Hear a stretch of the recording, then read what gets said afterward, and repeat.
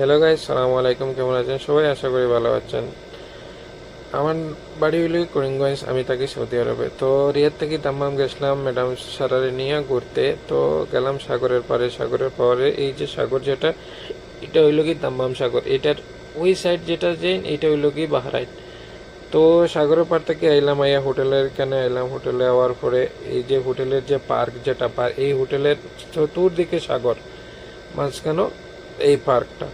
তো এই পার্কে ম্যাডাম তারা থাকে, আমরা রুমও এখানে আছে। তো পার্কটা একটু ঘুরে দেখলাম। পার্কটায় সব কিছু আছে, বাচ্চাদের খেলনা, পানি, সুইমিং পুল, সাগর, হোটেল, থাকার জায়গা, সব কিছু আছে। পরে লাস্টে দিয়ে আবার আইলাম সন্ধ্যার সময় সাগরের পারে। এখন আমি একটু পানি উনিশা নিয়ে সাগরে আসা হয় না, যখন আসলাম তো একটু জিও করে, তারপরে একটু মজা করে এখানে নেগলাম ভালোবাসা। তারপরে আইলাম লাস্টে হোটেলে। হোটেলে আওয়ার পরে এই যে হোটেল যেটা ইকবাল হোটেল, এই হোটেলে আমরা থাকছি। হোটেল থেকে বাইরে হইয়া এই সামনে গেট বাঙালি হোটেল আছে, এখানে খাওয়া দাওয়া করলাম।